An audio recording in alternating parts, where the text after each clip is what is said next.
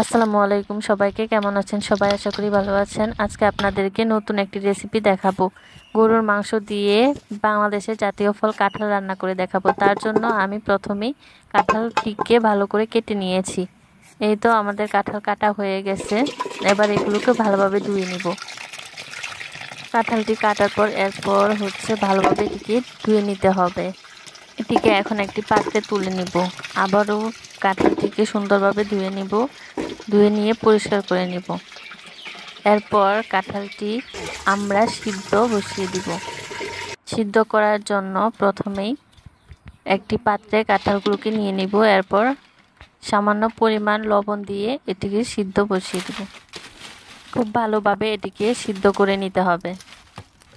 কাঁঠালটিকে ভালোভাবে সিদ্ধ করার জন্য আমাদের 10 থেকে 15 মিনিট অপেক্ষা করতে হবে। এরপর এটিকে ভালোভাবে সিদ্ধ হওয়ার পর নামিয়ে নিব চুলা থেকে।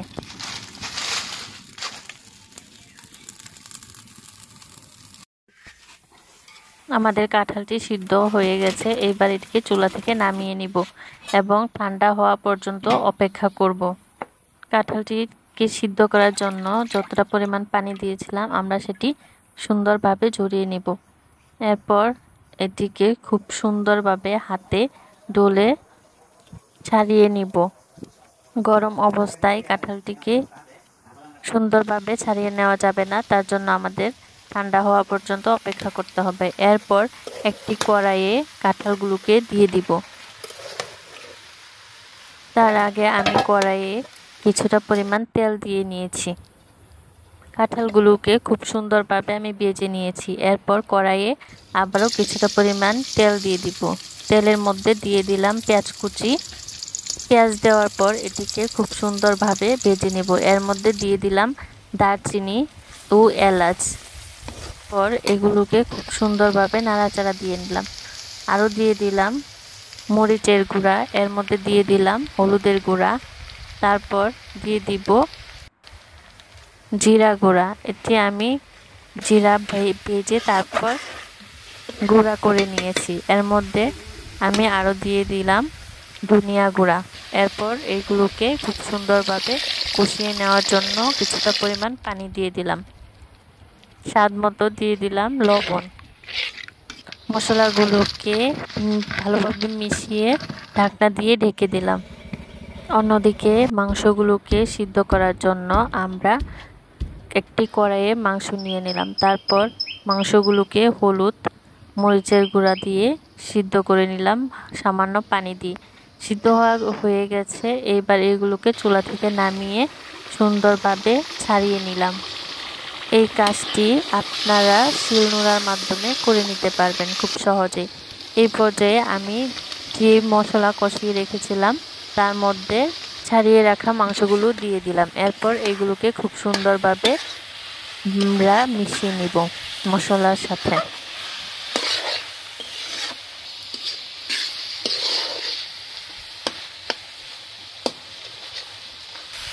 এইবার কিছুটা পানি দিয়ে দিব। পানি দেওয়ার পর ঢাকনা দিয়ে ঢেকে জাল করে নিব। এইবার ঢাকনা খুলে আরও কিছুক্ষণ জাল দিয়ে নেব। মশলাটি ভালোভাবে কষানোর জন্য আরও কিছুক্ষণ জাল দিয়ে নেব। এই তো এই পর্যায়ে আমরা মশলাগুলোর উপর কাঁঠাল দিয়ে দিলাম। এইবার খুব ভালোভাবে এগুলোকে মিশিয়ে নেব। এর মধ্যে দিয়ে দিব কিছুটা পরিমাণ পানি। পানি দেওয়ার পর আবারও কিছুক্ষণ নাড়াচাড়া দিয়ে মিশিয়ে নিব। মিশিয়ে নেওয়া হয়ে গেলে ঢাকনা দিয়ে আবারও ঢেকে দিব কিছুক্ষণের জন্য। ঢাকনা খুলে এইবার নাড়াচাড়া দিয়ে নিব। খুব ভালোভাবে এটিকে ভেজে নেব। আবারও কিছুক্ষণের জন্য ঢাকনা দিয়ে ঢেকে চুলা থেকে নামিয়ে নিলাম। কাঁঠাল রান্না হয়ে গেছে। এইভাবে আপনারা কাঁঠাল রান্না করলে খুব সহজেই কাঁঠাল রান্না করতে পারবেন এবং এটি খেতে খুবই সুস্বাদু হবে।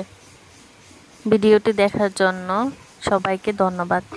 আরও এরকম নতুন নতুন ভিডিও দেখার জন্য আমার চ্যানেলটিকে সাবস্ক্রাইব করে দিবেন এবং লাইক কমেন্ট শেয়ার করে পাশে থাকবেন।